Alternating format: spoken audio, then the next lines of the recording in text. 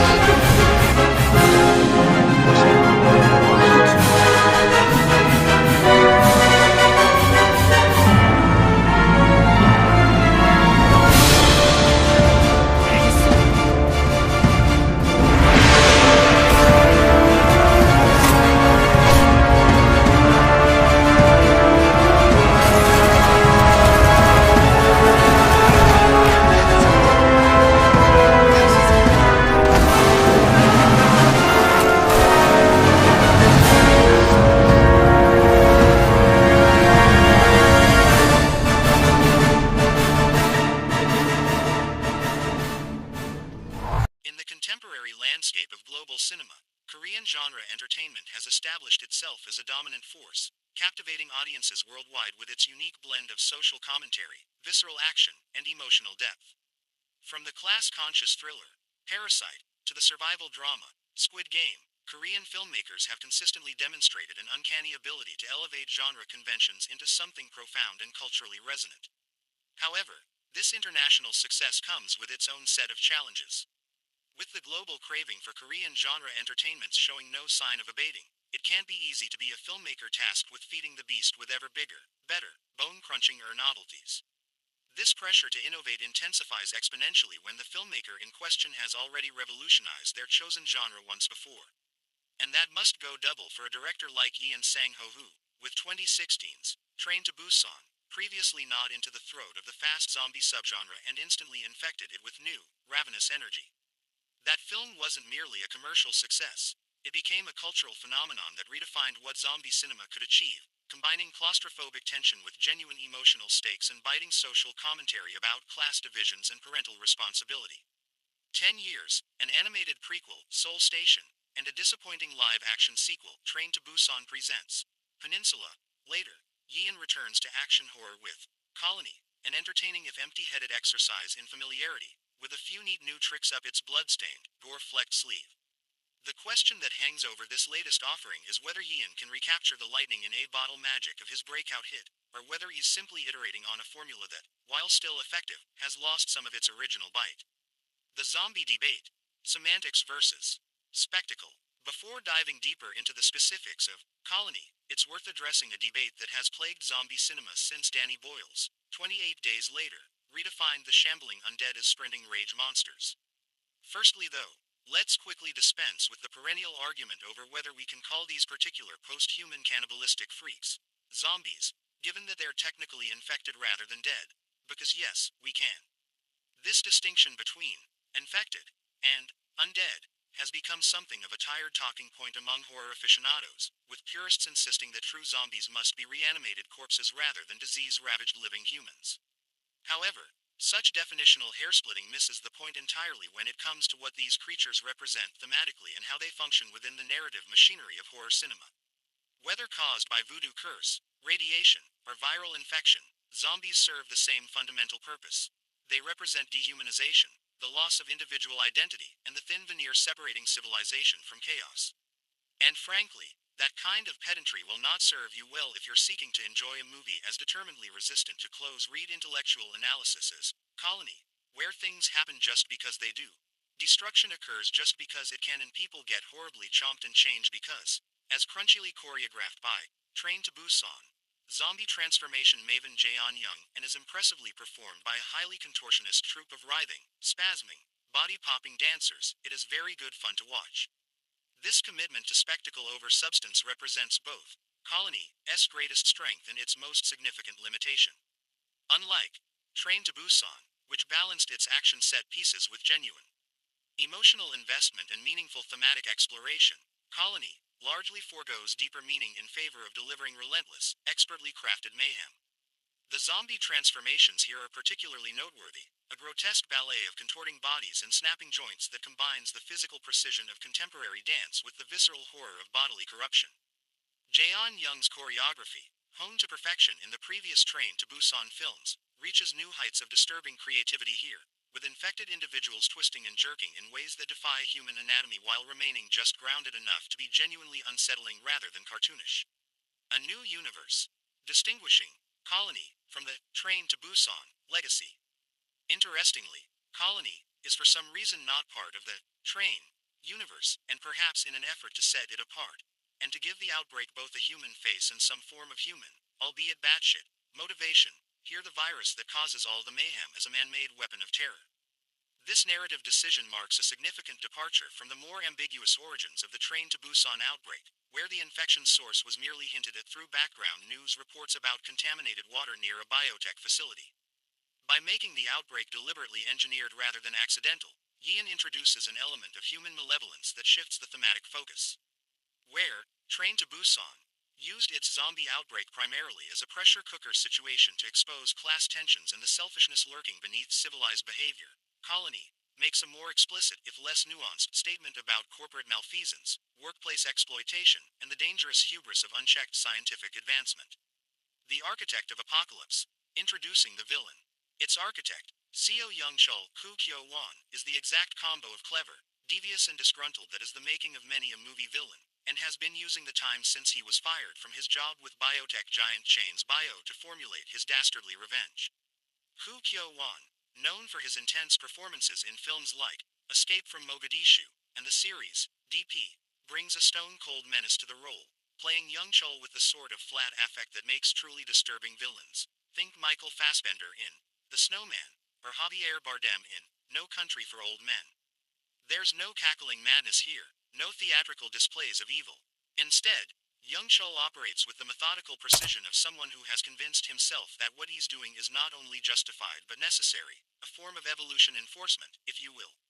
The character represents a familiar archetype in both horror and thriller cinema, the brilliant mind twisted by institutional injustice. We've seen variations on this theme countless times, from the revenge-seeking scientists of James Bond films to the disgruntled employees who snap in workplace thrillers. What makes Young-chul marginally more interesting than some of his predecessors is the particular nature of his revenge. He hasn't simply planted a bomb or sabotaged the company's reputation. He's unleashed a pathogen that fundamentally rewrites human biology and social organization. His vision isn't mere destruction, it's transformation, a forced evolution toward what he perceives as a superior mode of existence. This philosophical underpinning gives Colony occasional flashes of conceptual intrigue, even when the execution remains firmly in the realm of B-movie thrills rather than sophisticated science fiction. Our unlikely heroes. Chemistry between chaos. It is the day of a big Chains Bio conference, to which scientist Han Kyo-seong go. Suh has brought his ex-wife Kwon Se-jung, popular Korean star Jeonna Jun, with the aim of helping her land a job.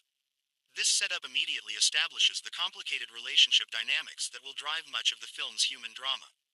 Go Suh, a reliable presence in Korean cinema with credits including The Front Line and Haunters, plays Kyo-seong with a weary decency. He's a good man trying to do right by a woman he clearly still cares for, even though their marriage didn't survive. A brilliant biochemist who's prickly, won't play nice with others' attitude means she keeps rubbing potential employers the wrong way. Se-jung is surly and snarky. Immediately, we like her a lot. This is a testament both to the writing and to Jeonna Jun's charismatic performance. Also known as Jun Ji-Hyun, the actress has long been one of Korea's biggest stars, with iconic roles in My Sassy Girl, The Thieves, and the television series My Love from the Star, and Kingdom, Ashen of the North. She brings that same sharp-edged appeal to Se-jung, creating a character who refuses to soften her personality or dull her intelligence to make men more comfortable. A refreshing change in a genre where female characters are often defined primarily by their relationships to male protagonists or their roles as mothers. Se-jung's abrasiveness isn't presented as a flaw to be overcome but as an intrinsic part of her personality, and crucially, as completely irrelevant to her professional competence.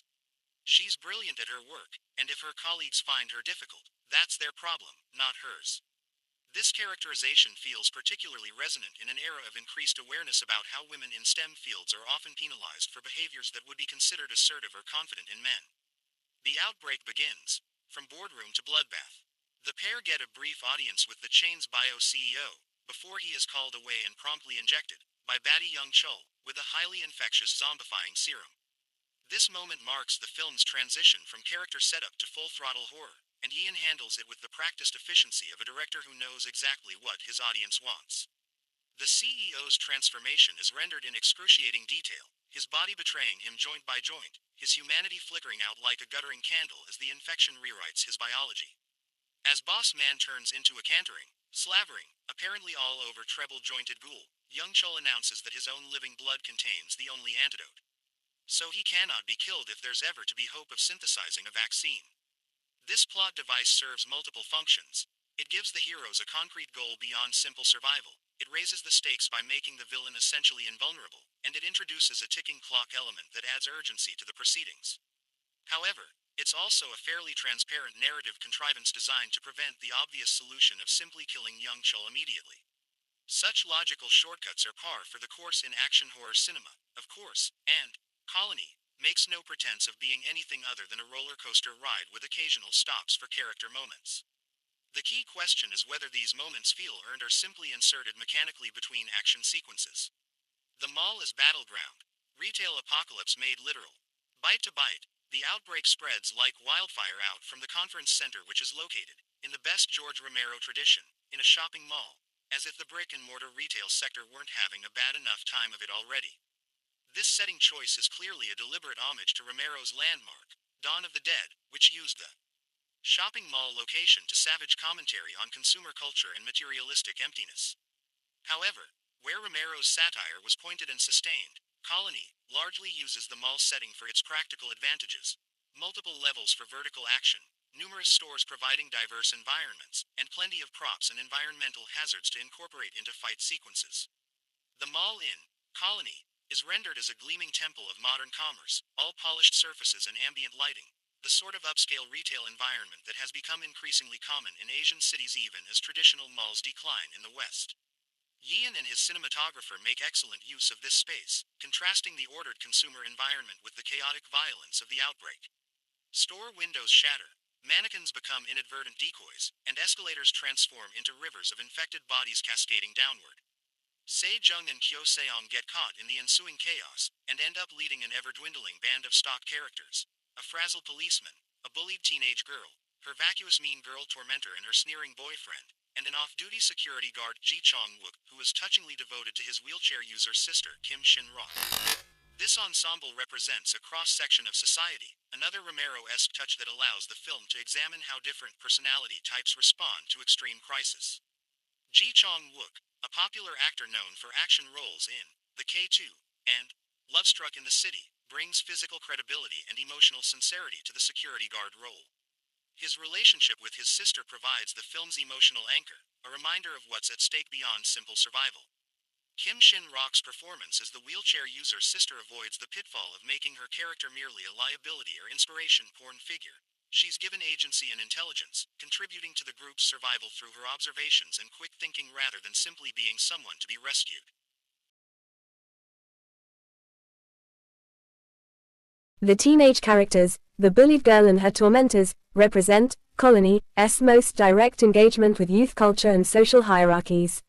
The bully storyline initially seems like a perfunctory nod toward contemporary issues like school violence and cyberbullying, but the film does eventually find some interesting terrain in exploring how crisis strips away social pretenses and reveals character. Paralysis and protocol, the authorities' failure. With the authorities outside paralyzed into inaction, at least until another sciencey boffin shows up to lead the external hunt for a cure. In a massive contrivance, she happens to be Kyo-seong's current wife, Shin-Hyun. The survivors understand that no rescue is coming. This development adds another layer to the relationship drama, creating a love triangle of sorts, though notably one where professional competence matters more than romantic entanglement. The introduction of Kyo-seong's current wife raises questions about the film's timeline and relationship history. How long ago did he and Sejong divorce? How serious is his current marriage? The script provides only minimal context, trusting the audience to fill in blanks or simply not care too much about the specifics. Shin Hyun-bin, known for her roles in Beasts Clawing at Straws and the series Hospital Playlist, brings a cool professionalism to the role, creating an interesting dynamic with Jun's more abrasive Sejong.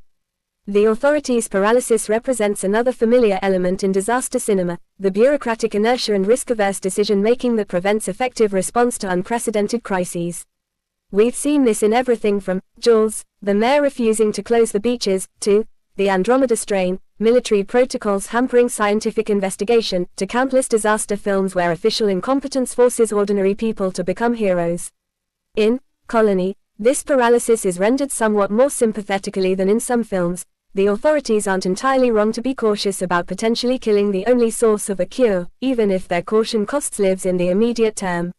And so they have to, towering inferno, their own way through multiple levels of zombie-infested storefronts, back offices and passageways to reach safety.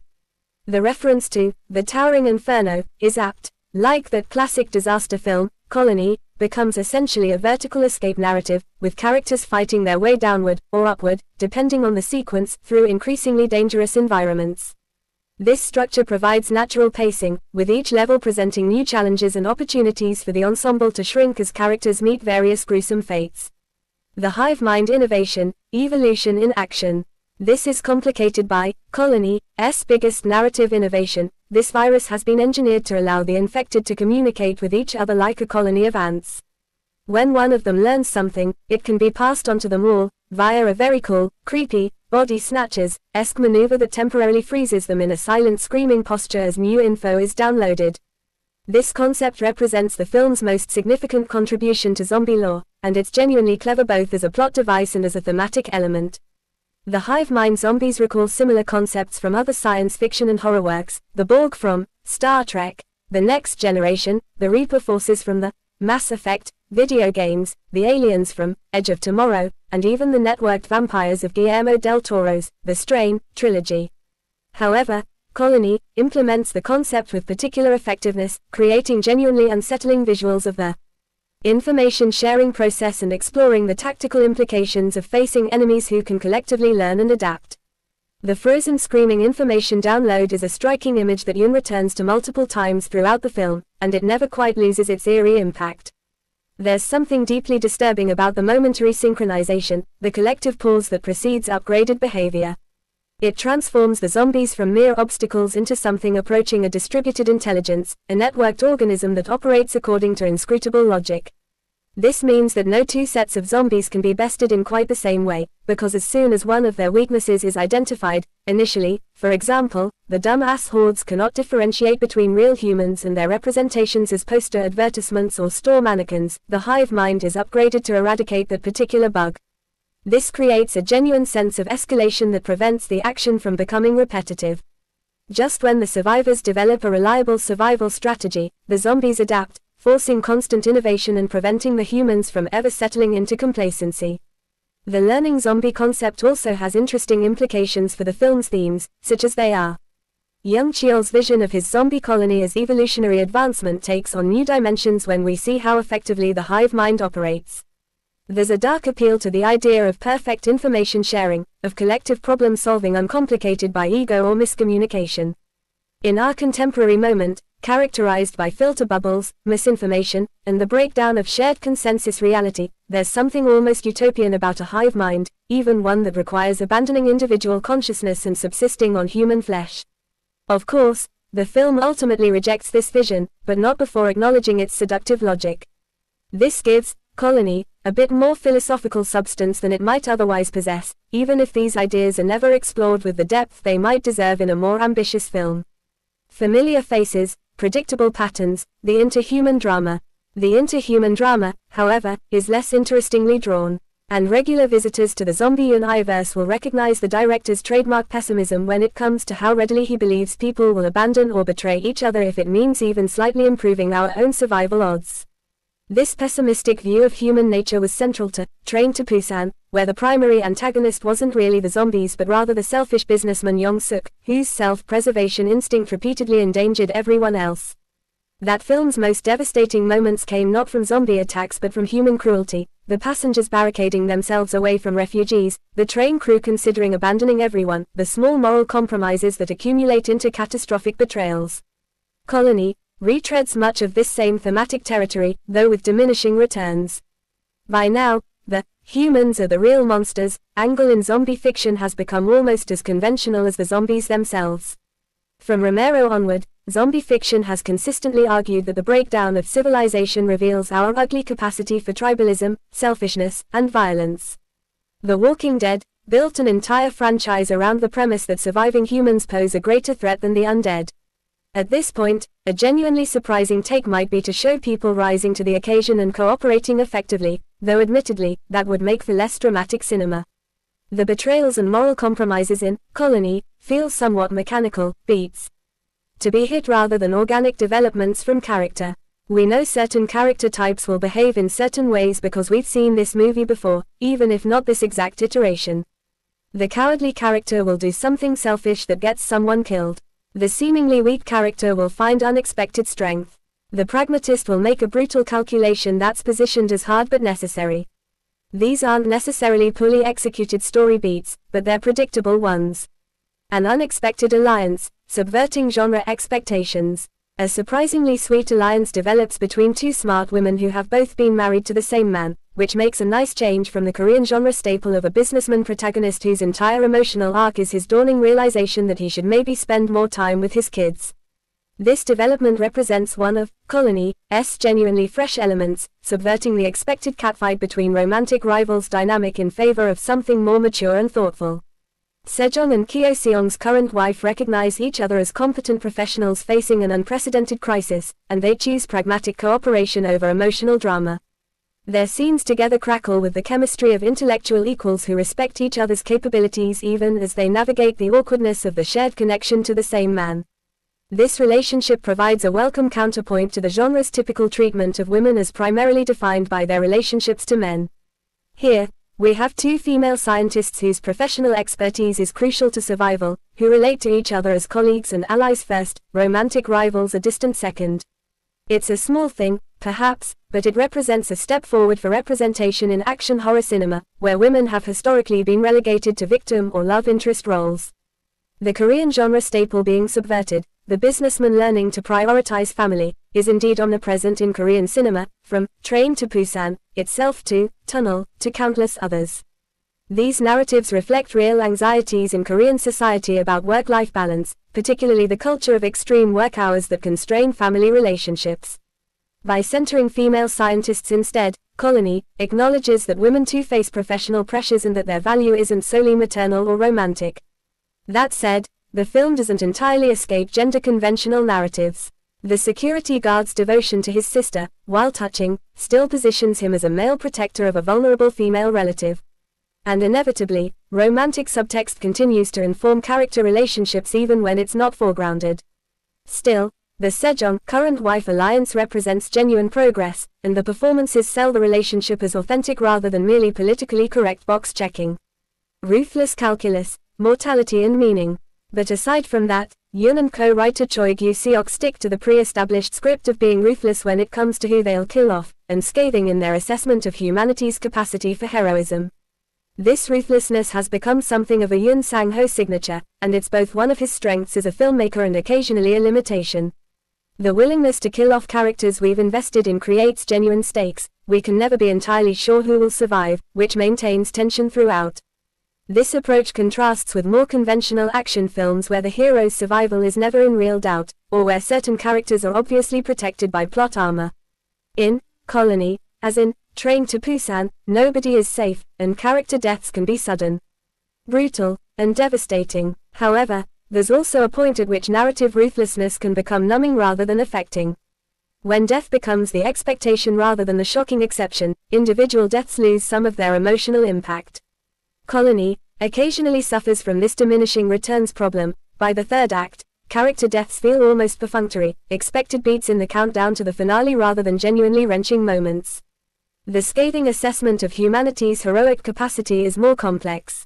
On one hand, the film does show characters making genuine sacrifices for others, performing acts of courage and selflessness under extreme pressure.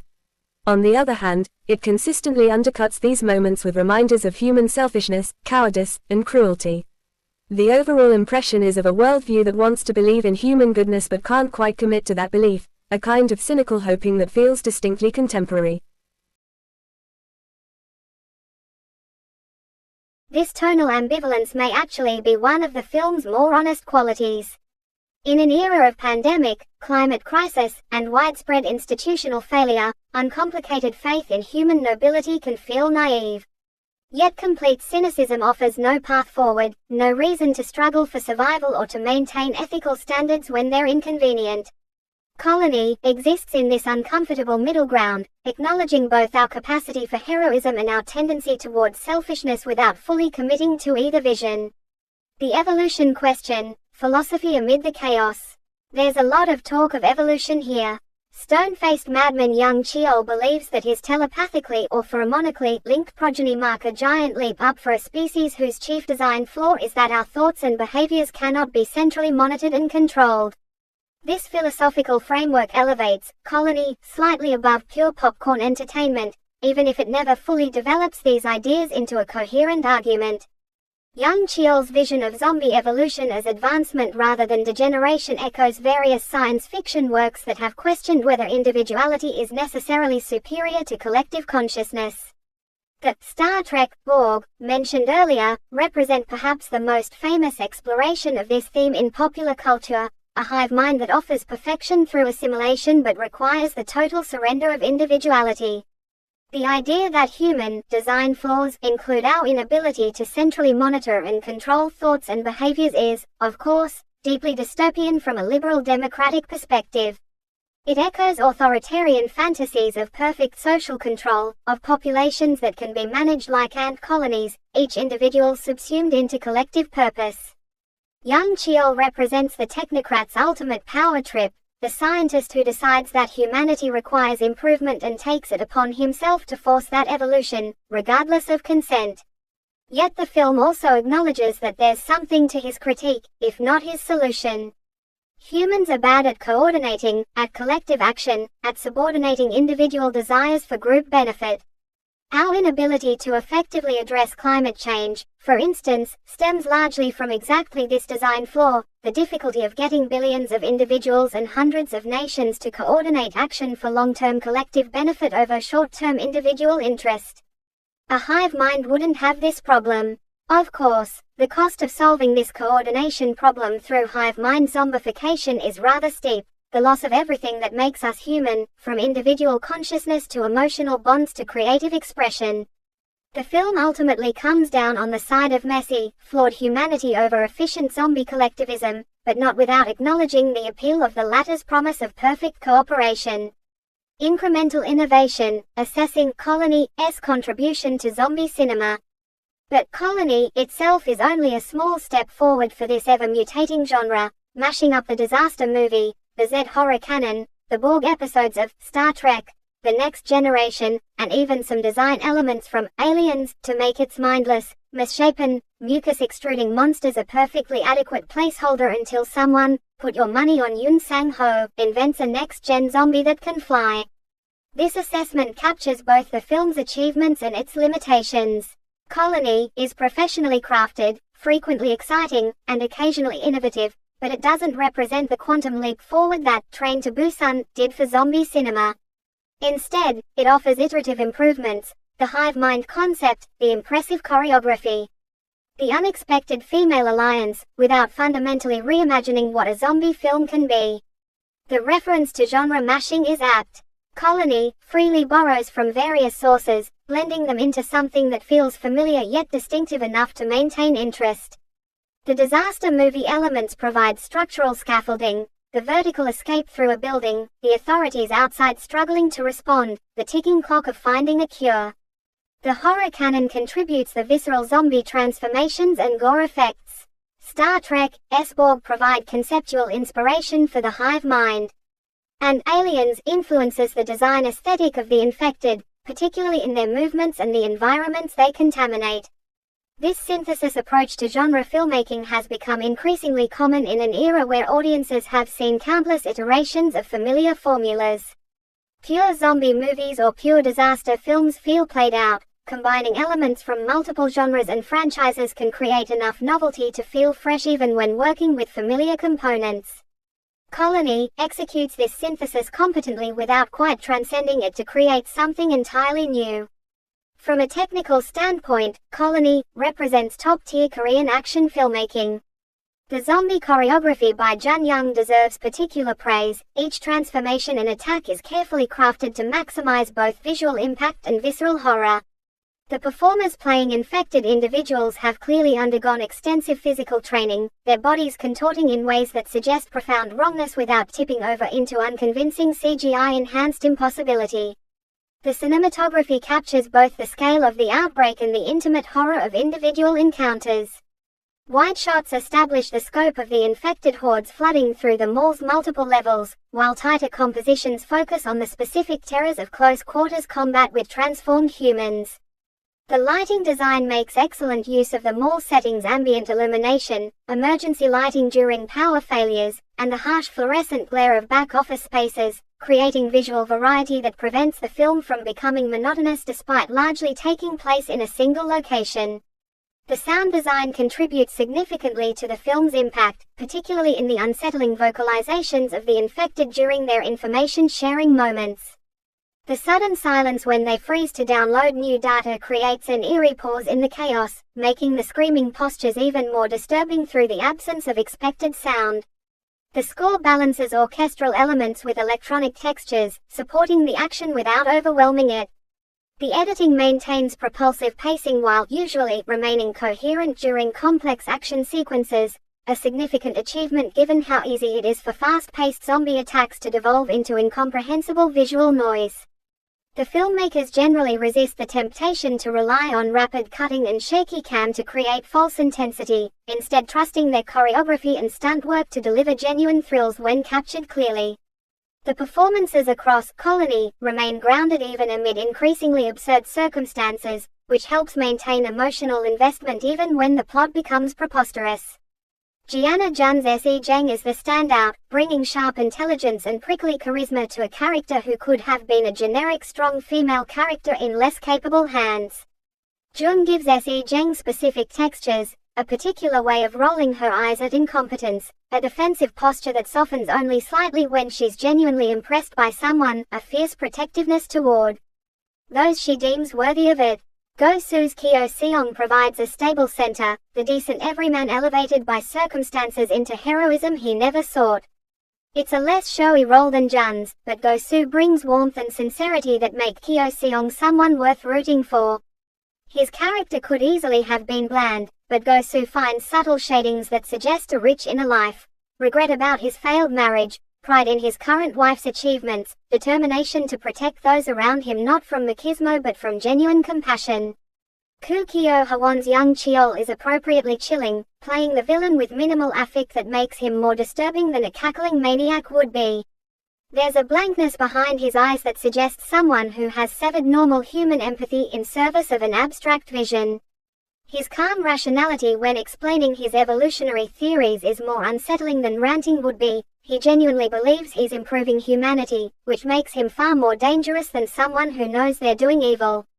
Ji-Chang Wook and Kim Shin-Rock make the sibling relationship feel authentic, with the easy physicality and shorthand communication of people who've known each other their whole lives. Their scenes together provide some of the film's most effective emotional moments, grounding the spectacle in recognizable human connection. Colony arrives at an interesting moment for Korean entertainment globally. Following the massive international success of Squid Game, Parasite, Train to Busan itself, and numerous other exports, Korean genre filmmaking has achieved unprecedented visibility and influence. This success creates both opportunities and pressures, access to larger budgets and wider distribution, but also heightened expectations and the challenge of distinguishing new works in an increasingly crowded field. The film's themes of corporate malfeasance, workplace exploitation, and institutional failure resonate with contemporary Korean social anxieties. The country's rapid economic development created enormous wealth but also significant social costs, including demanding work cultures, corporate power concentration, and periodic catastrophes stemming from regulatory failures. Films like The Host, coincidentally also directed by Bong Joon-ho, who would later make Parasite and Snowpiercer, have long used genre frameworks to explore these issues, and Colony continues this tradition, even if its social commentary is less developed than some of its predecessors. The biotech setting specifically taps into anxieties about cutting-edge industries where Korea has major investments. As the country positions itself as a leader in biotechnology, pharmaceuticals, and medical technology, questions about regulation, ethics, and the potential for catastrophic accidents become more pressing. Young Cheol's ability to engineer a civilization-ending pathogen speaks to fears about what might happen when scientific capability outpaces wisdom or oversight. Compared to Train to Busan, Colony is simultaneously more ambitious in scope and less emotionally effective. The earlier film's confined setting, most of the action taking place on a single train, created claustrophobic intensity and forced character development through proximity. Every interaction mattered because the characters couldn't escape each other. Colony's mall setting is larger and more varied, which allows for more diverse action sequences but diffuses the pressure cooker intensity that made Train to Busan so effective. The emotional core of Train to Busan, the father-daughter relationship and the protagonist's redemptive arc from selfish businessman to self-sacrificing hero, gave that film genuine pathos that elevated it above typical zombie fare. Colony lacks an equivalent emotional anchor. The relationships are more diffuse, the character arcs less pronounced. The film compensates with spectacle and the hive-mind innovation, but spectacle alone can't create the gut-punch emotional impact of Train to Busan's finale. Compared to Western zombie landmarks, Colony holds up well in terms of action and visual effects, matching or exceeding the kinetic energy of films like World War Z or 28 Weeks Later. The hive-mind concept is more interesting than the fairly standard infected humans of those films. However, it doesn't reach the thematic depth of Romero's best work, which used zombie outbreaks as scalpel-sharp social satire. Colony gestures toward corporate critique and evolutionary philosophy but doesn't commit to developing these ideas as thoroughly as it might. Within the contemporary landscape of zombie entertainment, Colony distinguishes itself primarily through its technical polish and the hive-mind innovation. It's more coherently structured than the sprawling Walking Dead franchise has become, more visually distinctive than most direct-to-streaming zombie content, and more entertaining than self-serious prestige attempts to elevate the genre like The Girl with All the Gifts. It occupies a sweet spot of quality craftsmanship applied to unashamedly commercial genre filmmaking, not transcendent art, but very competent entertainment. Despite its status as straightforward action horror, Colony inadvertently captures several anxieties of the contemporary moment. The hive-mind zombies evoke both the promise and threat of network digital life, the way social media creates collective behaviors, viral spread of information and misinformation, and the sense that individual consciousness is increasingly subordinated to algorithmic systems and network effects. Young Cheol's vision of centrally controlled humanity echoes concerns about surveillance capitalism, data harvesting, and the erosion of privacy. The breakdown of institutional authority and the survivors' recognition that no rescue is coming reflects widespread erosion of trust in institutions, government, corporations, expertise, that has characterized the 21st century, particularly in the post-2008 financial crisis and post-pandemic era. The authorities outside the mall are paralyzed not from malice but from bureaucratic inertia and risk aversion, a familiar complaint about contemporary governance. The biotech-engineered apocalypse speaks to anxieties about technologies developing faster than our ability to control them safely, AI, genetic engineering, synthetic biology. Young Cheol represents the nightmare scenario of the brilliant researcher who decides that ethical constraints are obstacles to progress rather than necessary safeguards. In an era of CRISPR gene editing and increasingly accessible biotechnology, such scenarios feel uncomfortably plausible. The pessimistic view of human cooperation versus the efficient zombie hive mind touches on real tensions between individual liberty and collective action, particularly visible in responses to COVID-19, where public health measures requiring collective sacrifice faced resistance from those prioritizing individual freedom. The zombies represent a dark solution to collective action problems, perfect coordination achieved through the elimination of individual will. Ultimately, Colony succeeds as visceral entertainment while falling short of the genre-defining impact of Yeon Sang-ho's Train to Busan.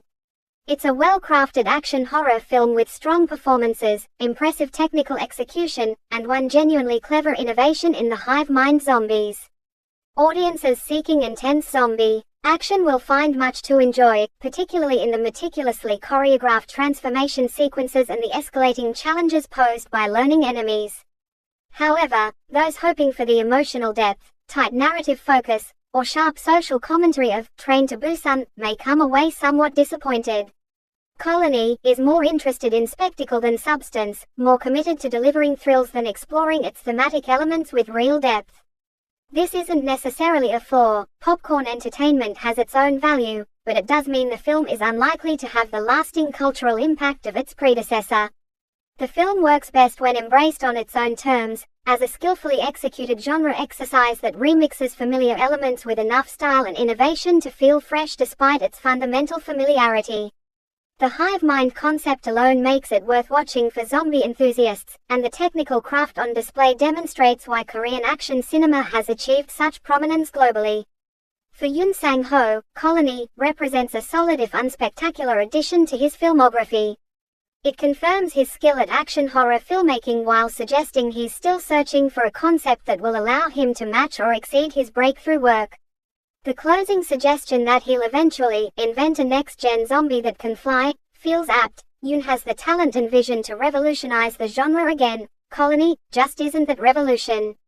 As Korean cinema continues its global ascendance, Colony demonstrates both the strengths and limitations of trying to recapture lightning in a bottle. It's a thoroughly professional piece of genre filmmaking that delivers on its promise of zombie mayhem while introducing enough novelty through the hive mind concept to distinguish itself from countless other undead offerings. The performances are committed, the action is well staged, and the technical execution meets the high standards Korean cinema has established. Yet it also feels like a transitional work, an accomplished exercise that clears the ground for something more ambitious rather than representing that ambition itself. Yeon Sang-ho has proven he can deliver competent zombie action. The question now is whether he can rediscover the emotional core and thematic sharpness that made Train to Busan resonate so powerfully with global audiences.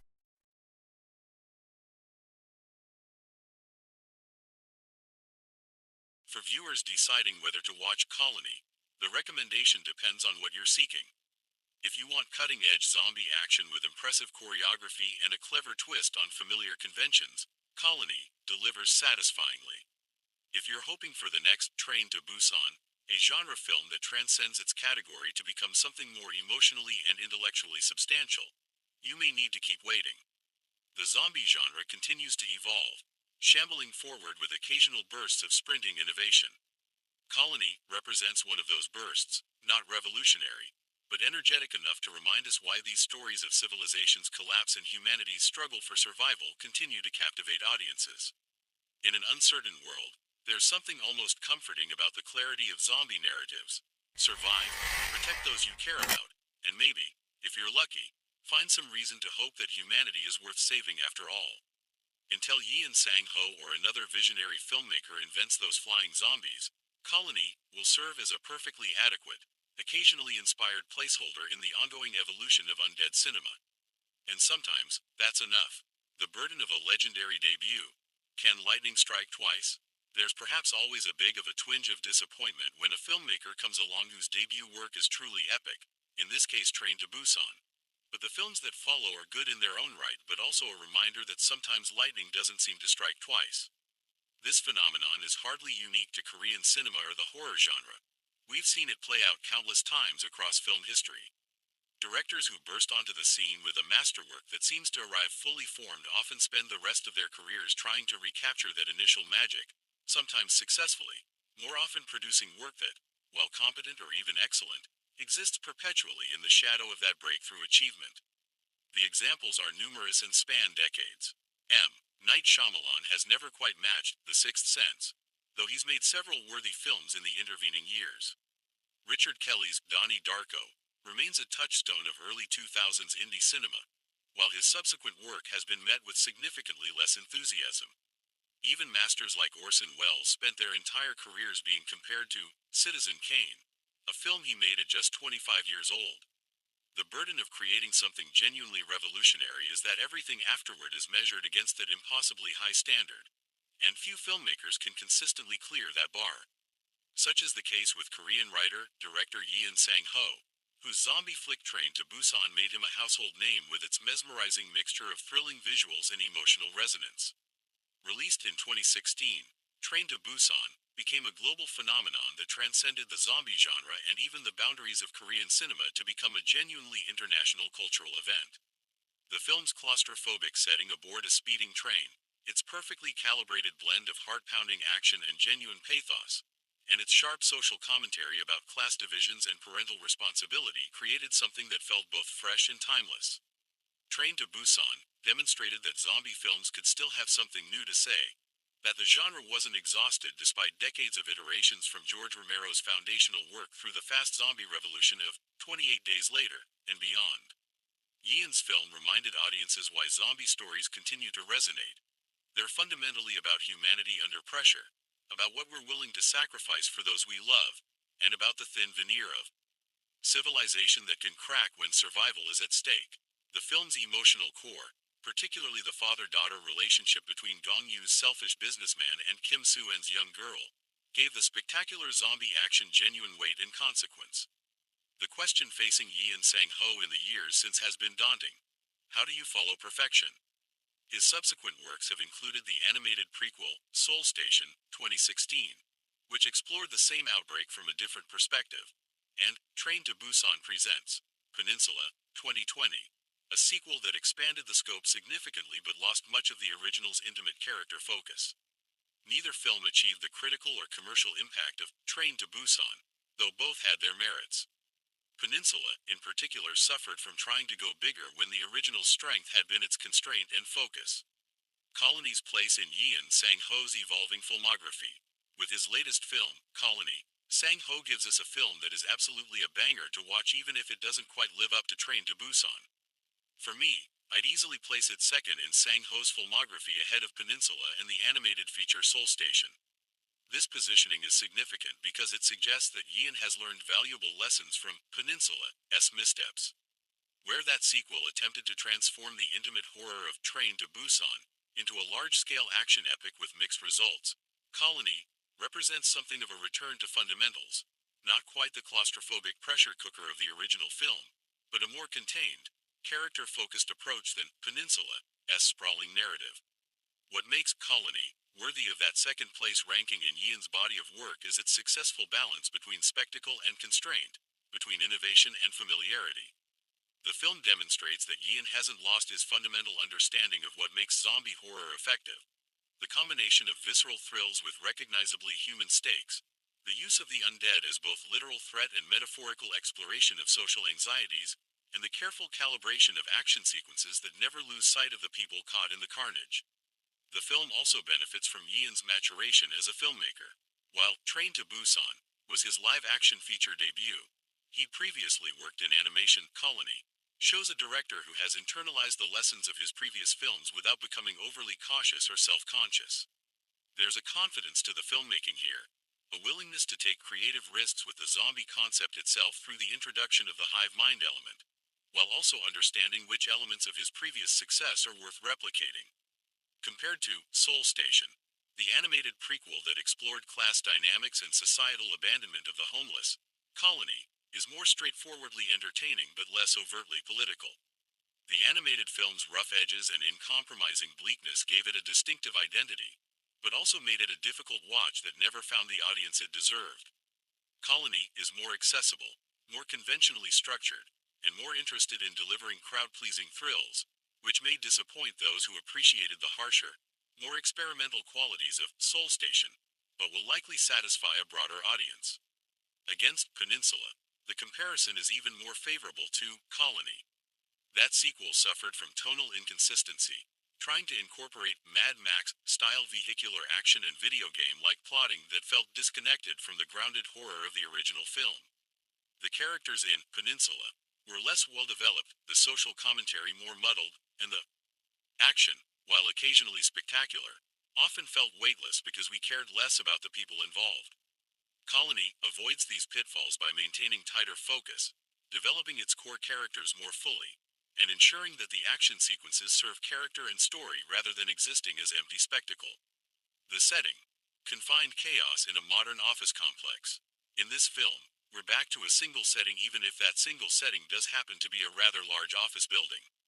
This decision represents a crucial creative choice that demonstrates Yeon's understanding of his own strengths. The single location approach recalls Train to Busan, without directly replicating it, providing the same benefits of geographic constraint. Characters can't easily escape, every encounter matters, resources are limited, and the space itself becomes a character in the drama. However, unlike the linear progression of a train journey, an office building offers vertical complexity and architectural variety. The setting allows for diverse environments within the single location: sleek conference spaces, claustrophobic ventilation systems, parking garages, stairwells, office floors with maze-like cubicle arrangements, and modern glass-walled meeting rooms that create visibility paradoxes where characters can see threats they cannot immediately reach or escape from. This variety prevents visual monotony while maintaining the pressure cooker intensity that comes from geographical limitation. The choice of an office building, specifically a biotech company's headquarters, also carries thematic weight. The modern corporate environment represents order, rationality, and technological progress, all of which are violently disrupted by the outbreak. There's inherent irony in a biotech facility, supposedly at the forefront of scientific advancement and health innovation, becoming ground zero for a biological catastrophe. The sterile, controlled environment of corporate spaces makes an effective contrast to the chaos and bodily horror of zombie transformation. Moreover, the office building setting resonates with contemporary workplace anxieties in Korean society, specifically in modern capitalism more broadly. Korea's demanding work culture, characterized by long hours and intense corporate hierarchies, makes the office a particularly potent location for horror.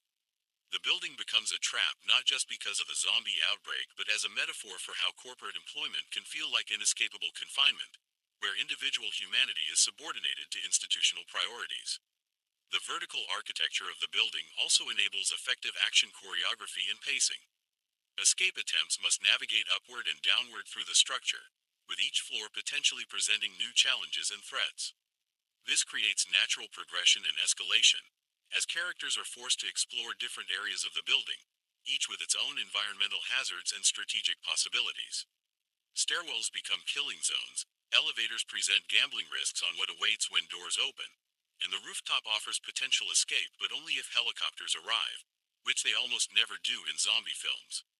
The catalyst: a disgruntled employee's ultimate revenge. Colony gives us a disgruntled former employee who shows up at a biotech conference to seek revenge against his former employer by unleashing a zombie manifesting fungus in the building. This origin story for the outbreak represents a significant departure from Train to Busan, where the infection source was deliberately kept vague, mentioned only in background news reports that suggested industrial contamination but provided no specific villain. By making the outbreak intentional rather than accidental, and by giving it a human architect with specific grievances, Colony grounds its horror in recognizable workplace dynamics taken to nightmarish extremes. The disgruntled employee seeking revenge against former employers is a scenario that exists on a spectrum from minor acts of sabotage, stealing office supplies, badmouthing the company, to tragic workplace violence. Colony takes this real-world anxiety and amplifies it to apocalyptic proportions. The ultimate severance package. The character of the former employee, brought to chilling life by Koo Kyo-hwan in a performance we'll examine more closely later, represents a particular type of contemporary villain, the brilliant mind radicalized by perceived injustice. His technical competence allows him to engineer a biological weapon of terrifying sophistication, while his emotional grievances provide the motivation to actually use it. This combination of capability and motivation is what makes certain villains genuinely frightening. They have both the means and the will to cause catastrophic harm. The biotech conference setting adds another layer of irony and specificity. These conferences gather the supposed best and brightest in the field, experts in biological sciences who should theoretically be best equipped to understand and respond to a biological threat. Yet their expertise proves largely useless against an engineered pathogen designed specifically to spread rapidly and resist conventional countermeasures. The massacre of experts at their own conference speaks to anxieties about how specialized knowledge, for all its power, can be weaponized by insiders who understand the systems well enough to exploit their vulnerabilities. The fungal basis of the infection is particularly noteworthy.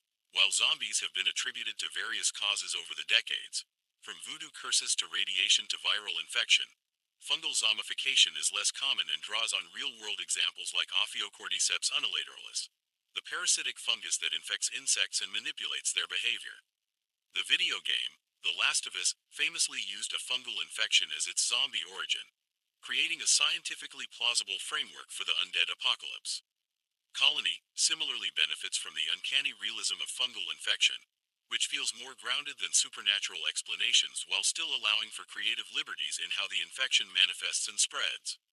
Our protagonist, Jun Ji-Hyun, commands the screen. Led by a pretty remarkable Jun Ji-Hyun, my sassy girl, assassination. As a biotech professor attending the conference, a small group of survivors are faced with doing whatever they can to survive.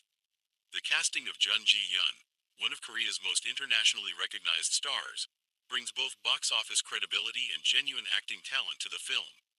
Known professionally as both Jun Ji-Hyun and Jeonna Jun, the actress has built a career playing strong, distinctive female characters who refuse to conform to conventional expectations. Her breakthrough role in My Sassy Girl, 2001, established her as a star capable of balancing comedy, romance, and fierce independence. That film's success throughout Asia made her one of the continent's most bankable actresses. Subsequent roles in films like The Thieves, 2012, Assassination, 2015, and the television series My Love from the Star and Kingdom, Ashen of the North, demonstrated her range across genres from heist films to period action to supernatural romance to zombie horror. In Colony, Jun Ji-Hyun plays a biotech professor whose academic expertise becomes crucial to survival but whose personality creates interpersonal friction. The character is prickly, direct, and unwilling to moderate her behavior. Jun Ji-Hyun's physicality serves her well in the action sequences. At 42 years old at the time of filming, she brings both credibility as an established professional and the physical capability required for the demanding action choreography. Her performance balances intellectual authority. She understands the science of what's happening, with visceral fear and survival instinct. The character is smart enough to understand exactly how dangerous their situation is, which makes her fear more credible than if she was simply an uninformed civilian reacting to incomprehensible horror. The decision to center the film on a female scientist rather than the father figure protagonist of Train to Busan or the ex-soldier of Peninsula represents welcome diversification of Yoon's protagonist types. Female scientists in action horror films have historically been relegated to supporting roles, providing exposition and technical assistance while male characters handle the physical heroics. By making Jun's character both the scientific expert and an action protagonist, Colony challenges these genre conventions while still delivering the thrills audiences expect. Comparative context, managing expectations. While Colony lacks the emotional depth of Train to Busan, it's still a film that dazzles, and it's definitely a film that stands above a good majority of the zombie flicks being released these days. This honest assessment captures the film's essential quality. It's very good, occasionally excellent, but not transcendent in the way its predecessor was. Managing expectations is crucial when approaching Colony, because viewers hoping for a spiritual successor to Train to Busan will inevitably experience disappointment, while those approaching it as a standalone zombie thriller will likely be thoroughly satisfied. The emotional depth of Train to Busan came primarily from its father-daughter relationship and the protagonist's redemptive arc from selfish businessman to self-sacrificing hero. That emotional journey, culminating in one of the most devastating endings in recent zombie cinema, gave the film's spectacular action sequences genuine weight and consequence. We cared intensely about whether these characters would survive, not just because we'd spent time with them, but because the film had developed their relationships with genuine care and nuance. Colony doesn't achieve quite that level of emotional investment, partly by design.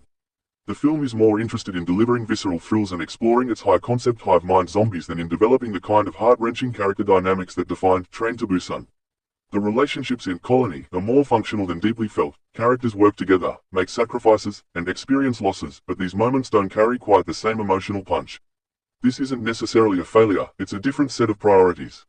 Colony aims to be a supremely entertaining zombie thriller rather than a profound exploration of human connection under extreme duress. However, when compared to the broader landscape of contemporary zombie cinema, Colony stands well above average. The genre has become increasingly crowded, with countless direct-to-streaming offerings, low-budget indies, and franchise installments that range from competent to unwatchable. Many zombie films have devolved into rote exercises, mechanically going through familiar motions without bringing fresh perspective or genuine craft. Against this backdrop, Colony shines through its technical excellence, creative innovations with a hive-mind concept, strong performances, and Yoon's practiced command of action choreography and pacing. The film compares favorably to recent Western zombie offerings like Army of the Dead, Zack Snyder's Las Vegas set zombie heist film that delivered spectacular visuals but underdeveloped characters, or Cargo, the Australian zombie drama that prioritized emotional resonance but lacked Colony-esque kinetic energy. It stands alongside the better installments of The Walking Dead franchise while being more tightly constructed than that sprawling narrative's occasional meanderings. Among Korean zombie content, it ranks below Train to Busan and the criminally underrated Kingdom series but above most other entries in the national zombie canon. The verdict on comparison. While comparing the film to Train to Busan leads to disappointment, Colony is not a disappointing film. This crucial distinction bears emphasizing. Colony suffers only in comparison to one of the best zombie films ever made. Evaluated on its own merits rather than as a successor to a masterpiece, it succeeds admirably at what it sets out to do, deliver a thrilling, well-crafted, creatively conceived zombie action horror film with strong performances and impressive technical execution. The disappointment that comes from comparison is almost inevitable but also somewhat unfair. It's the burden that sequel films and successive works from acclaimed directors must bear, but it doesn't necessarily reflect the intrinsic quality of the work itself. Colony is a victim of Yeon Sang-ho's own previous success, existing in the shadow of Train to Busan, not because it fails on its own terms but because its predecessor succeeded so spectacularly. For viewers who can set aside comparisons and approach Colony as a standalone work, the film offers substantial rewards. It's a lean, efficient thriller that understands its genre conventions while innovating within them, features a compelling lead performance, delivers genuinely creative zombie concepts, and maintains propulsive pacing throughout its runtime. These are significant achievements that would be celebrated in most zombie films but get somewhat overlooked when the director's previous film set such an extraordinarily high bar. The spectacle. Why Colony works as pure entertainment. Colony is a blast to watch. The zombie infection had me tripping throughout, a fungal masterpiece layered even more masterfully because of how these zombies develop, learn, and evolve. It's impressive to watch and frequently quite terrifying. This visceral enthusiasm captures what Colony does best. It delivers supremely entertaining zombie horror with creative twists that keep the familiar feeling fresh.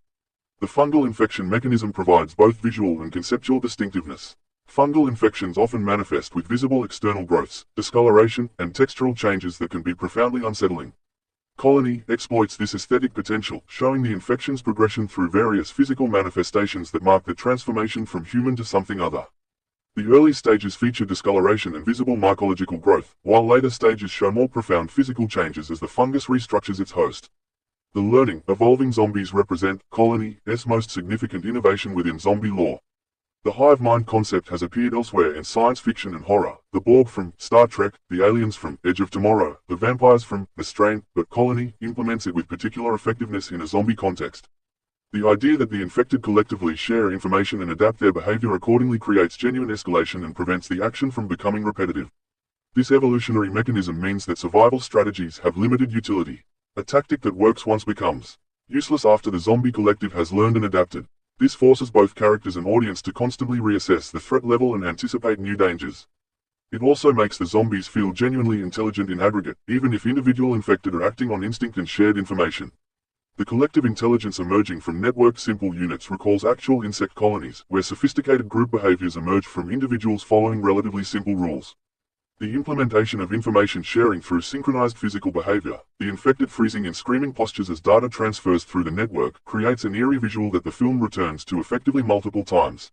There's something deeply unsettling about the sudden synchronization, the brief pause in chaos that signals the threat is about to intensify. It transforms what could have been an invisible, abstract concept into something visually distinctive and cinematically effective. The progression of zombie capabilities throughout the film maintains consistent escalation. Early infected are relatively simple, operating on basic predatory instincts. As the collective accumulates information and the infection spreads, the zombies become more sophisticated in their hunting strategies, their ability to navigate environments, and their capacity to overcome obstacles. This creates a genuine sense that time is working against the survivors, not just because resources are depleting but because the enemy is actively improving. The terror factor, visceral horror done right. The terrifying nature of these zombies comes not just from their lethality but from the body horror of the transformation and the uncanny quality of their movements. The choreography by Jun Young, who also worked on Train to Busan, demonstrates sophisticated understanding of how to make human bodies move in ways that register as fundamentally wrong. The infected contort and move with joint articulation that defies normal human anatomy, creating the unsettling impression of bodies being puppeted by something that doesn't fully understand how human physiology should work. This approach to zombie movement has roots in various horror traditions. The twitchy, jerking movements recall possession films like The Exorcist, where bodies are animated by inhuman intelligence.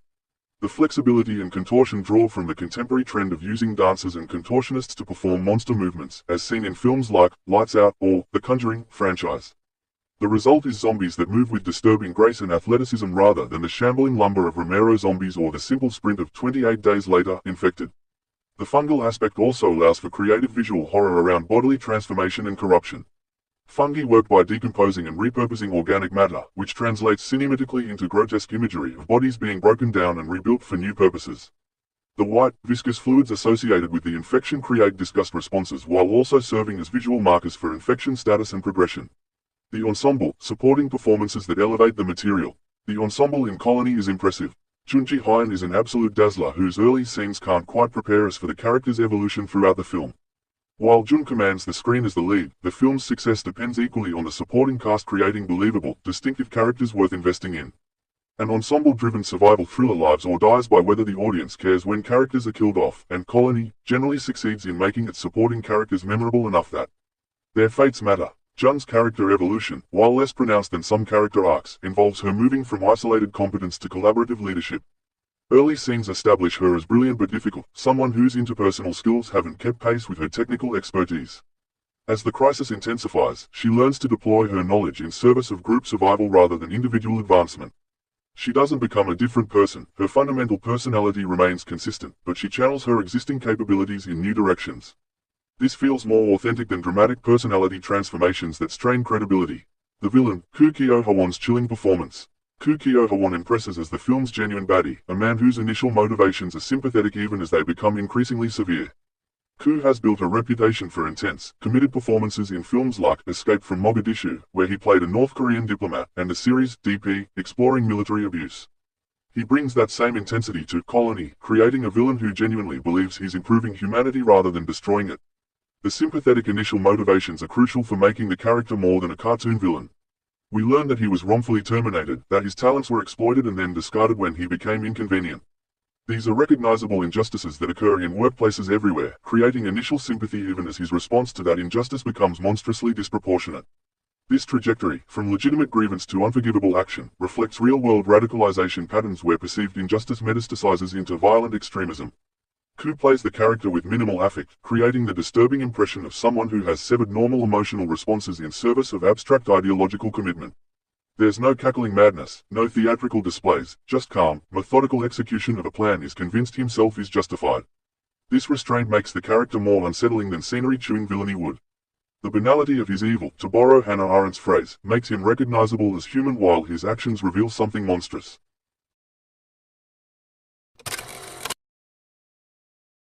The character's philosophical justification, that he's forcing human evolution toward a superior hive-mind collective, gives him ideological depth beyond simple revenge. He's not just lashing out, he's implementing a vision. This transforms him from a disgruntled employee into a dark visionary, someone who has decided that humanity's fundamental architecture is flawed and requires violent correction. It's the hubris of the technocrat taken to nightmarish conclusion, the brilliant mind that decides it knows better than collective humanity what form human existence should take. The supporting cast, depth beyond the leads. Shin-Rock, Kim Shin-Rock, and others also have major moments to really shine here. Shin-Rock, known for her work in Beasts Clawing at Straws and Hospital Playlist, brings intelligence and composure to her role. Her character has significant scientific expertise that proves crucial for understanding the infection's mechanisms and potential countermeasures. The actress creates a believable expert whose knowledge complements Jun's character, establishing professional mutual respect that could easily have devolved into rivalry but instead develops into effective collaboration. Kim Shin-Rock's performance deserves particular praise for bringing dignity and agency to a character who could easily have been reduced to a burden or inspirational figure. Playing a wheelchair user in a zombie outbreak scenario presents obvious challenges, but the character is written and performed as someone whose disability doesn't define her entire identity or eliminate her capacity to contribute to group survival. She's observant, intelligent, and resourceful, finding ways to help that don't require physical mobility. This representation, while still imperfect, represents progress beyond the typical treatment of disabled characters in action horror films. The ensemble overall benefits from Korean cinema's deep bench of talented character actors who can create memorable impressions even in limited screen time. Each supporting character feels like a person with their own history and motivations rather than mere zombie fodder or plot devices. This investment in character development pays dividends when those characters face mortal danger. We care about their survival because they've been rendered as individuals rather than types. The genre context, Korean cinema and zombie films. I've long been a fan of Korean cinema, zombie and otherwise, and Colony is no exception. Korean cinema has distinguished itself internationally over the past 2 decades through genre films that combine spectacular technical craft with social commentary and emotional depth. Directors like Bong Joon-ho, Park Chan-wook, Na Hong-jin, and Yeon Sang-ho himself have demonstrated that genre conventions, whether crime thrillers, revenge dramas, or zombie horror, can serve as vehicles for sophisticated filmmaking that rivals or exceeds prestige drama in ambition and execution. The Korean approach to zombie films specifically has been distinctive. Where Western zombie cinema often focuses on survivalist scenarios and the breakdown of social order into violent tribalism, Korean zombie films frequently emphasize family relationships, sacrifice, and class tensions. Train to Busan centered father-daughter bonds and class divisions. The Kingdom series explored feudal hierarchy and political corruption. Even the animated Seoul Station focused on class abandonment of the homeless and society's most vulnerable. Colony continues this tradition while being perhaps less overtly political than some of its predecessors. The class commentary is more muted here, though still present in the corporate setting and the revenge-motivated outbreak. The film is more interested in delivering thrilling entertainment than in sustained social critique, which represents a shift in priorities from Train to Busan, but not necessarily a diminishment in quality, simply a different set of ambitions. Korean cinema's zombie films have also distinguished themselves through superior production values and action choreography. The physical performance of zombie transformations and attacks reaches levels of sophistication rarely seen in Western equivalents, drawing on Korea's strong tradition of stunt work and action choreography from martial arts films and historical epics. This attention to physical performance makes the zombies feel more threatening and the action more visceral than CGI-heavy approaches that sacrifice tangible physicality for digital flexibility. The visceral details, why the gross stuff matters. If these zombies weren't so darn terrifying, you'd likely be giggling with delight whether watching them spew white gooey vomit in the early stages of infection or watching their feral crawl become something much more frightening. This observation highlights the film's effectiveness at balancing genuine horror with the dark pleasure that comes from well-executed genre filmmaking. There's a reason horror fans seek out these experiences: the controlled fear, the visceral gross-out effects, the transgressive pleasure of watching taboo imagery in a safe context. The white, gooey vomit serves multiple functions. Visually, it's disgusting, triggering instinctive revulsion responses to bodily fluids and the violation of bodily integrity. Narratively, it marks infection status and creates transmission vectors. The expelled fungal matter contains infectious spores or particles that can spread to new hosts. Thematically, it represents the body betraying itself, turning its own defensive mechanisms, vomiting, to expel toxins into vectors for further infection.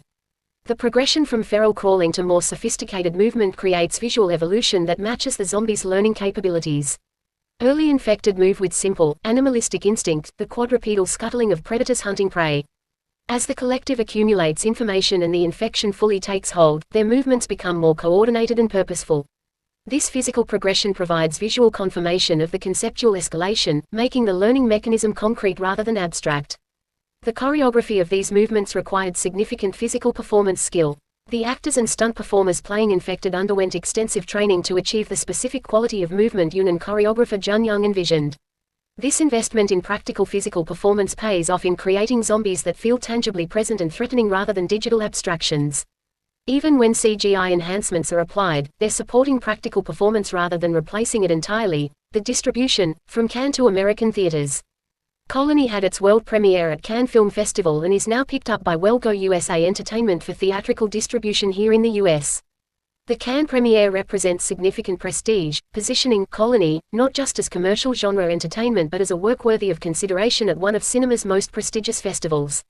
While Cannes has historically favored art house cinema over genre films, the festival has increasingly recognized that the boundary between serious cinema and genre entertainment is more porous than traditional hierarchies suggested. Yeon Sang-ho's presence at Cannes also reflects the festival's recognition of Korean cinema's international importance. Korean films have become regular fixtures at major festivals, from Bong Joon-ho's Palme d'Or win for Parasite to Park Chan-wook's repeated appearances in competition. This festival presence helps position Korean cinema as a crucial force in contemporary world cinema rather than merely a successful regional industry. Welgo USA Entertainment's acquisition for American theatrical distribution ensures that Colony will reach audiences beyond streaming platforms or limited art house releases. Welgo has become the primary distributor of Korean action and genre films in North America, building a reputation for quality acquisitions and effective marketing to both Asian diaspora audiences and general genre fans.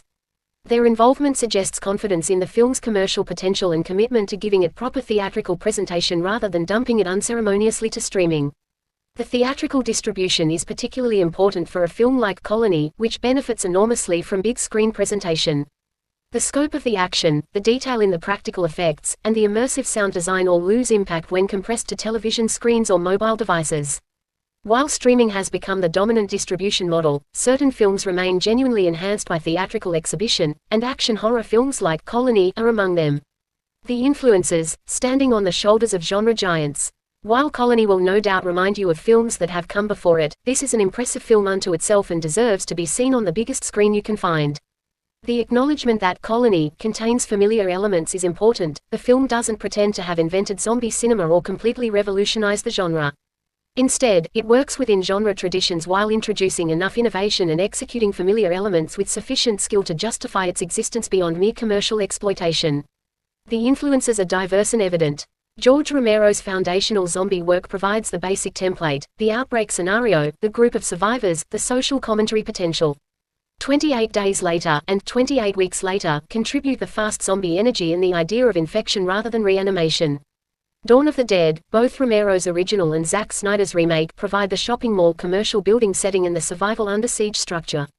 World War Z contributes ideas about zombie collective behavior. The Last of Us video game series offers the fungal infection concept. Star Trek, Borg provide the hive-mind framework. Yet despite these clear antecedents, Colony synthesizes these influences into something that feels distinctive. The specific implementation of the hive mind, the corporate revenge motivation, the Korean setting and sensibility, Jun Ji-Hyun's commanding performance, and Yoon's directorial signature all combine to create a work that honors its influences without being slavishly derivative. The film's relationship to its genre predecessors is more conversational than imitative. It's working within an established tradition while finding its own voice within that conversation. This is how healthy genres evolve, through filmmakers who understand and respect the conventions while looking for opportunities to tweak, refine, and occasionally reimagine those conventions. Colony represents solid evolutionary progress for zombie cinema rather than revolutionary transformation, and that's perfectly legitimate. Not every film needs to reinvent its genre, sometimes excellence in execution is sufficient achievement. The technical craft, why Colony, demands big screen viewing. The recommendation to see Colony on the biggest screen possible isn't empty boosterism, it reflects genuine consideration of how the film's technical achievements translate across viewing formats. The cinematography captures both the scale of the zombie hordes and the intimate terror of close encounters. Wide shots establishing the scope of the infection spreading through the building's multiple floors provide crucial spatial orientation and demonstrate the overwhelming nature of the threat.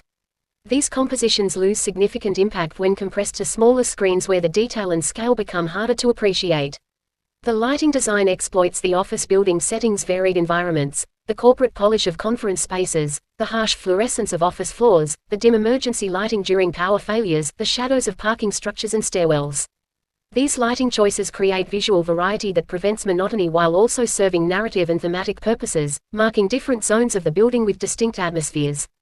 The subtlety of this lighting work is more apparent on larger screens with better contrast ratios than on smaller displays. The sound design deserves particular attention. The mix creates an immersive soundscape where the zombies' vocalizations, the ambient environmental sounds, the musical score, and the characters' dialogue all balance to create maximum impact. The synchronized screaming during hive-mind information transfers, the wet sounds of bodily transformation, the chaotic cacophony of zombie attacks, all of these elements benefit from theatrical sound systems that can render the full frequency range and spatial positioning. Home viewing, even with good sound systems, rarely matches the visceral impact of properly calibrated theater audio. The practical effects work, particularly the zombie transformations and the choreographed movements, contain detail and nuance that becomes harder to appreciate on smaller screens. The actors' physical performances, the makeup effects showing infection progression, the precisely choreographed action sequences, all of these elements that required significant production resources and artistic skill deserve presentation formats that do them justice. SEO consideration. Why Colony matters for genre fans. For readers searching for information about Colony, several key questions likely drive their interest. Is it worth watching? How does it compare to Train to Busan? What makes it distinctive among zombie films? Is it scary? The answer's yes, it's very much worth watching. It's not quite as good as Train to Busan, but still excellent. The hive-mind learning zombies make it distinctive, and yes, it delivers genuine scares along with exciting action.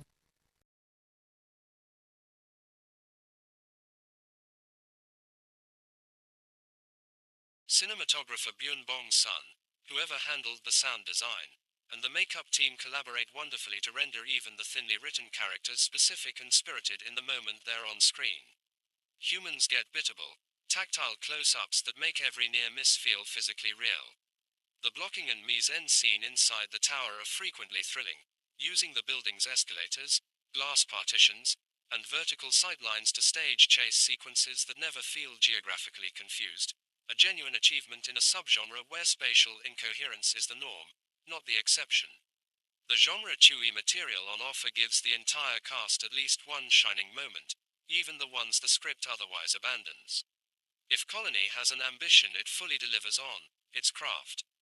The infected here don't read as recycled Train to Busan extras with better contouring. They've been redesigned from the joints outward. Limb contortions that shouldn't be anatomically possible, green ghoulish skin slicked with goo, and the transition from crawling quadruped to standing biped that happens without a single hitch in the choreography.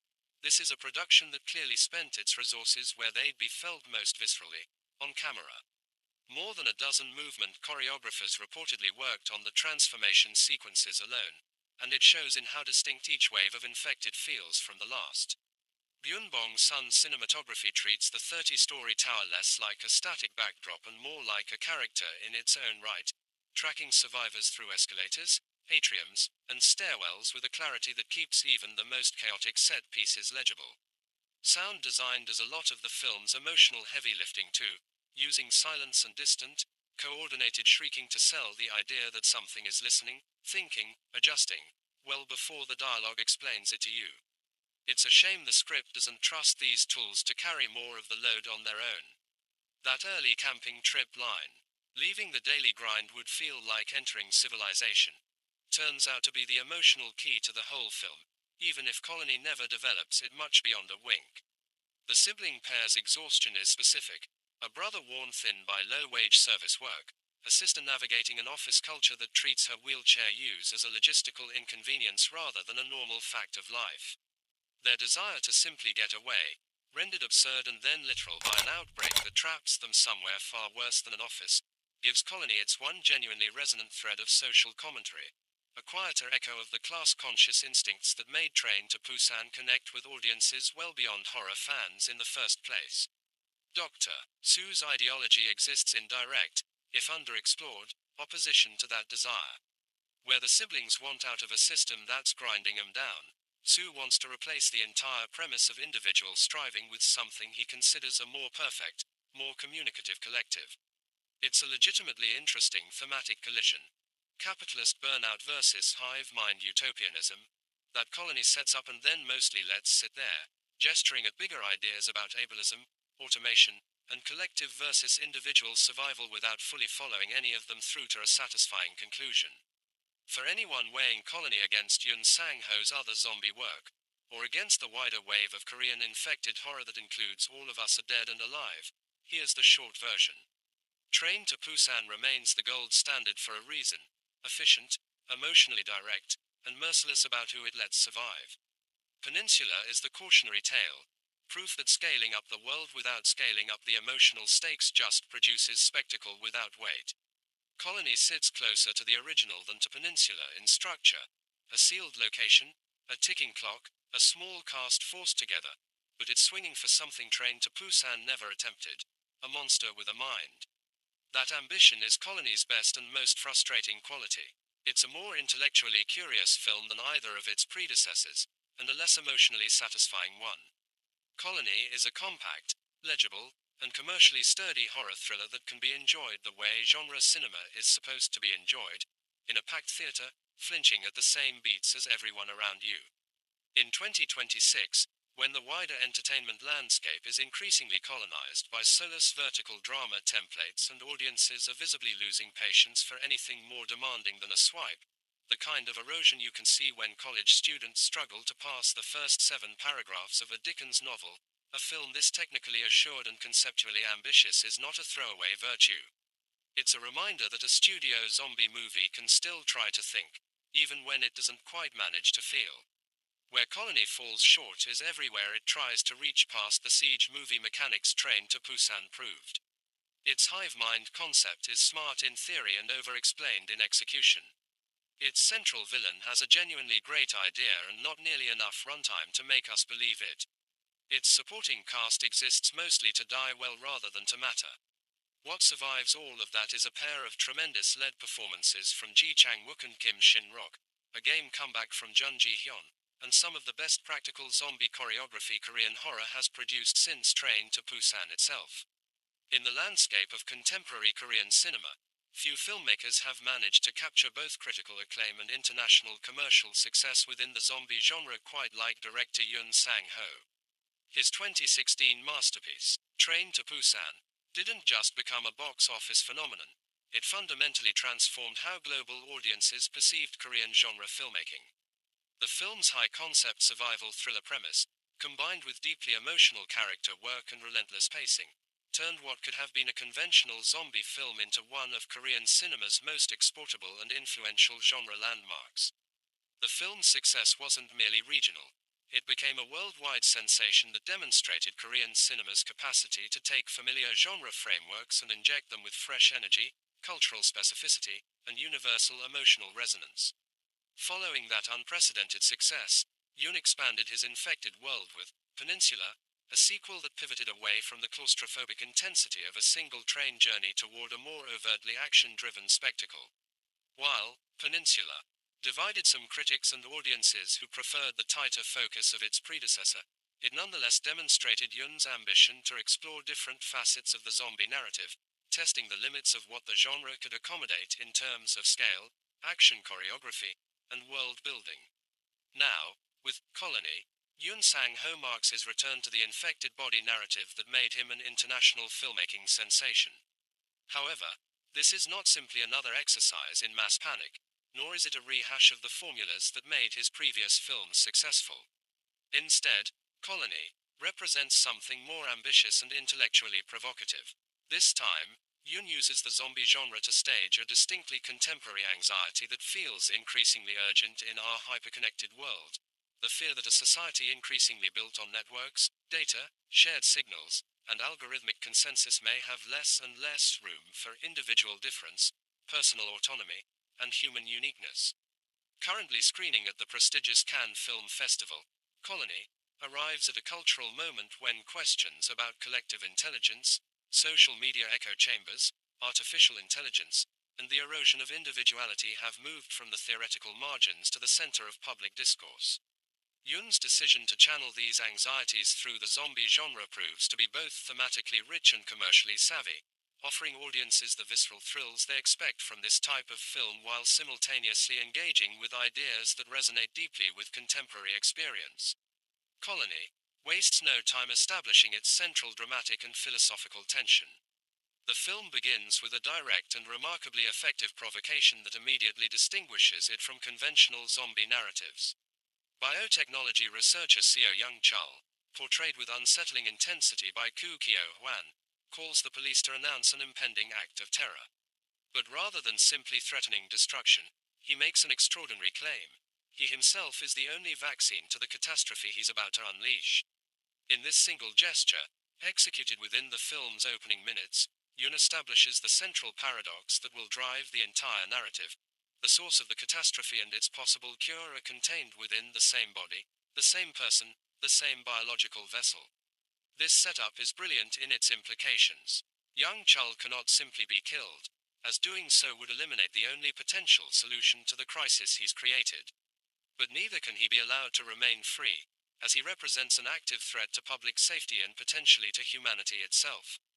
That fundamental contradiction gives the film its initial engine of suspense, creating a scenario where conventional responses neutralize the threat, eliminate the danger, become impossible.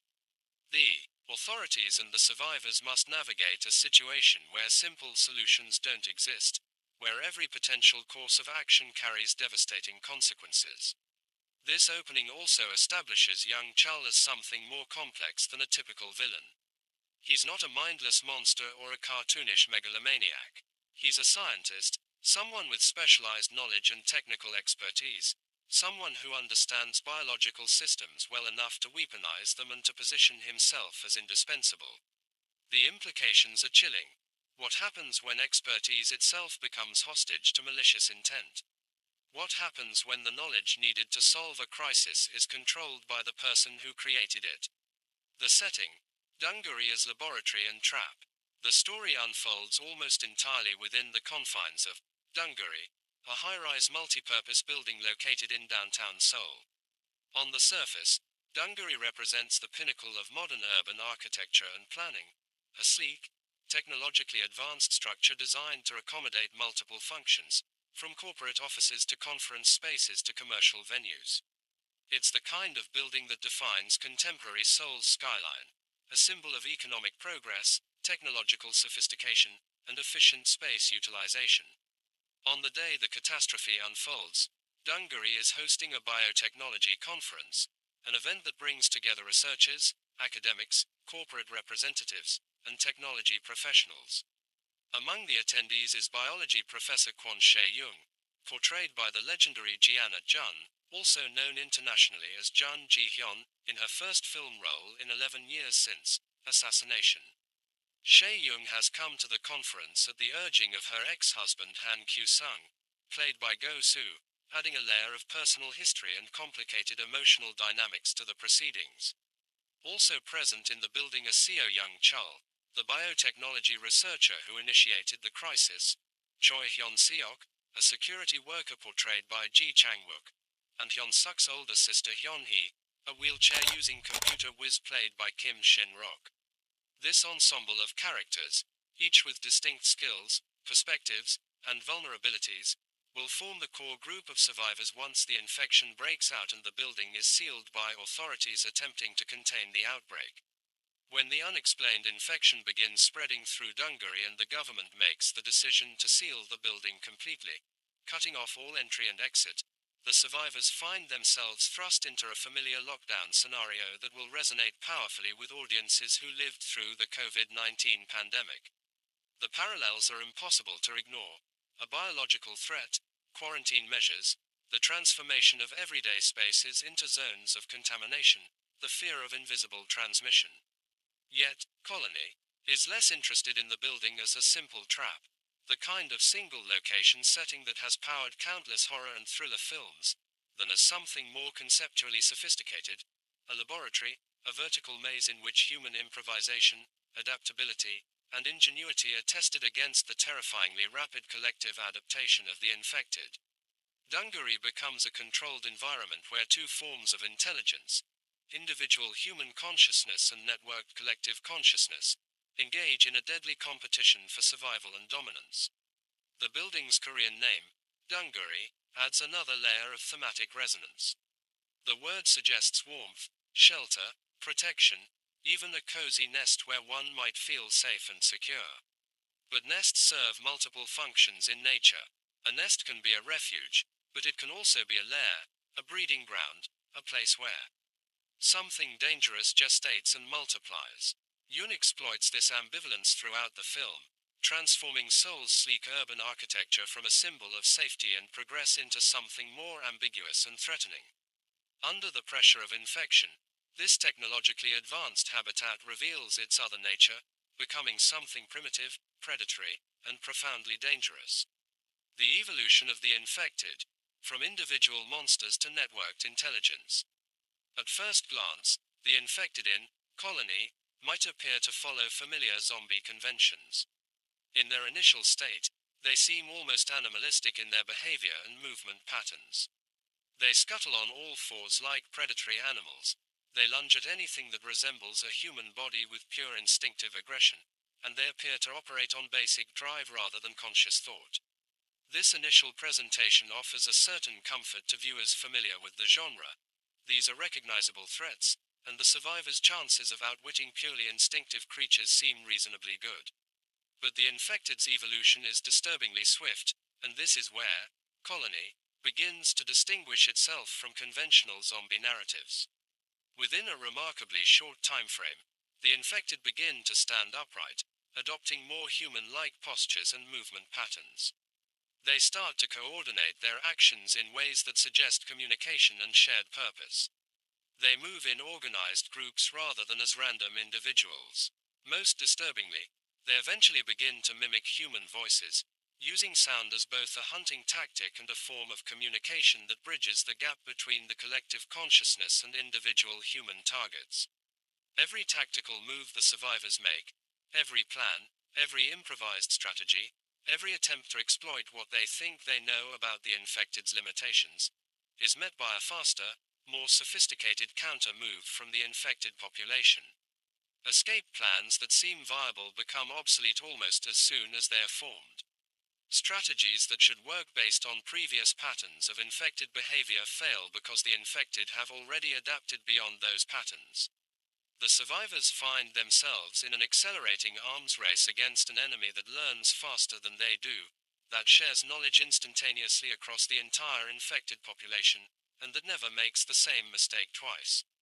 This is what gives the zombies of Colony their particular menace and what elevates the film above standard genre exercises.